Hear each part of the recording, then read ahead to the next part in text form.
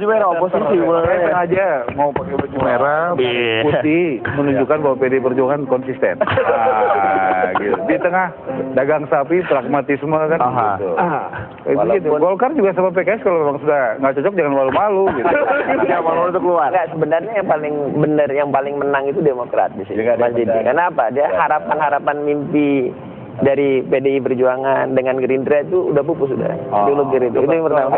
Bukan ancaman itu, bisa memisahkan. Bisa memisahkan itu. Terus yang kedua, Tapi ini kalau saya bercanda, saya mesti jawab. Apa? Jadi PDI Perjuangan dan Gerindra itu kita tidak ada suatu komitmen kesepakatan sebagai organisasi.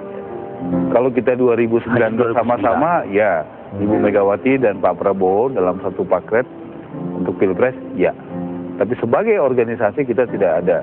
Saya kebetulan menjadi Ketua Dewan Pimpinan Pusat PD Perjuangan periode 2005-2010, 2010-2015. Belum pernah saya membaca anggaran dasar, anggaran rumah tangga, keputusan partai yang membunyikan itu.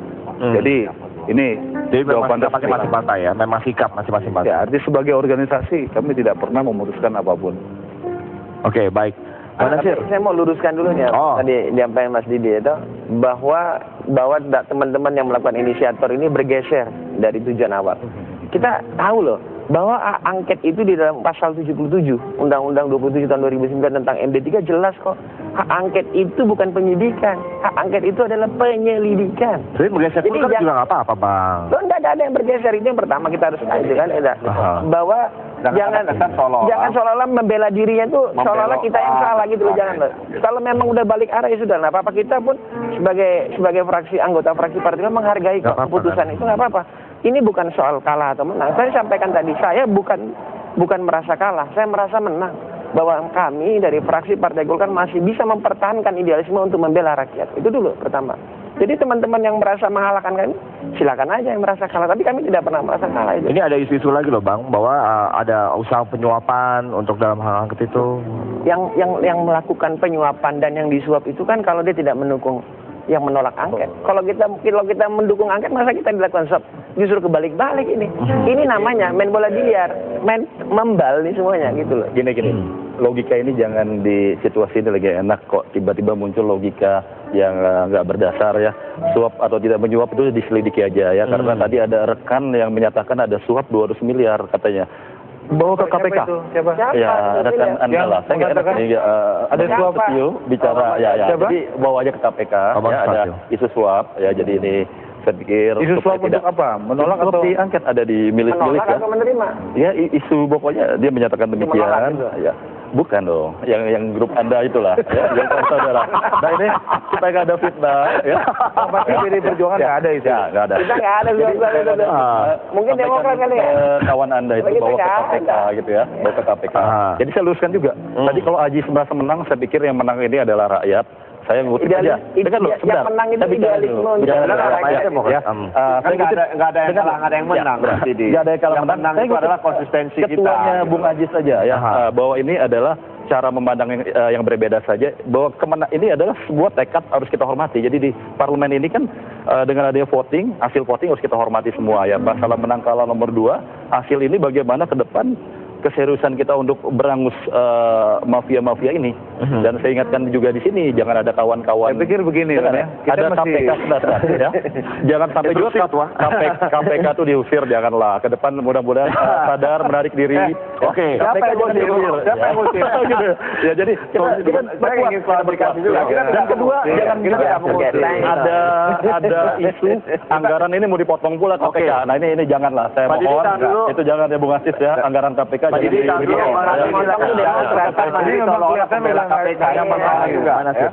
jangan seolah-olah Mas Didi bicara di sini seolah-olah membela KPK, terkesan pahlawan bagi KPK. Padahal kalau kita lihat ke belakang tidak seperti itu. Ya. Dulu kemarin yang periode lalu misalnya ada salah satu anggota Fraksi Demokrat di Komisi seperti KPK. ya kan, dia ingin meluruskan KPK karena ada beberapa persoalan di KPK yang diluruskan, kemudian ditegur dipindahkan ke komisi lain. Mas Didi belum masuk waktu itu. Ya.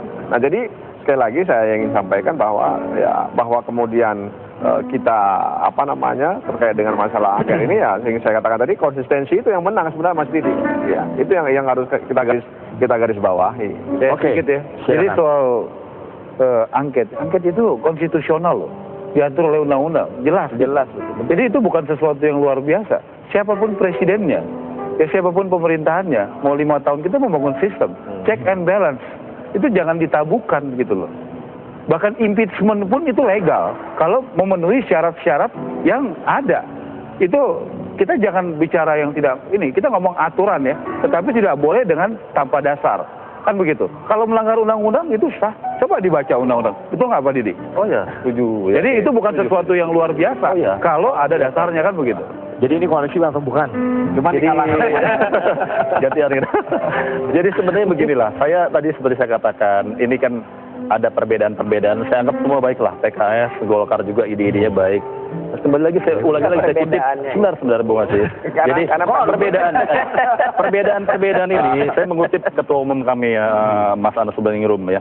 Karena 1,5 tahun ini terlalu banyak perbedaan-perbedaan yang harusnya kalau kita berpikir namanya koalisi itu kan harusnya ada suatu kesamaan visi. Kalau ada irisan-irisan bagaimana mencari titik temu dan tidak secara terbuka saling dengan menyerang di depan publik. Belakangan seperti sekali lagi sorry ini ya, tiba-tiba ada kawan yang melecehkan presiden kita dengan membawa kotak koin ya dari kawannya Bung Aziz juga. Ini kan kurang patut lah, mudah-mudahan itu individu lah bukan partai ya. Jadi ini jangan kita saling menjaga karena bahwa perbedaan-perbedaan ini bagaimana irisan-irisan ini kita cari titik temu yang terbaik. Tapi kalau memang udah nggak cocok ya entah kawan PKS atau dan sebagainya, kalau memang udah nggak cocok ya bagaimana kita cari jalan yang terbaik ya, terbaik kalau memang harus bersama, mari bersama, tapi kalau tidak bersama juga kan elok juga. Saya kasih contoh Mas, setengah menit aja ya, bagaimana kita kemarin senturi kurang apa sih ya, bagaimana politik begitu kuat ya, kita tidak mengada-ngada kok. Kalau kita mengundang kemarin, saya ingatkan Pak Budiono, karena waktu itu dia mantan Gubernur Bank Indonesia. Kita mengundang Ibu Sri Mulyani, karena dia Ketua KSSK. Kita sama-sama ada di Pansus, kita tidak mengundang Bapak Presiden SBY, kita tidak mengada-ngada gitu loh.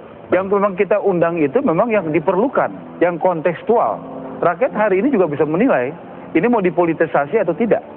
Kita tidak mau mengambil sikap-sikap seperti itu tanpa alasan yang jelas. Baik, Bapak-Bapak terima kasih. Tadi adalah segmen kita yang terakhir. Dan kita berharap hari Senin bola ini bergulir dan semakin jelas dong. Jangan cuma evaluasi doang, tapi bergulir bagaimana. Yang baru mau jalan. Ada lagi ada mau jalan. Masuk koalisi atau enggak? Nah ini kalau koalisi, bahwa kita itu tidak pernah berkoalisi dengan Demokrat. Kita itu berkoalisi dengan Presiden. Perlu dengar. Di dunia mana nih ada prinsip seperti ini?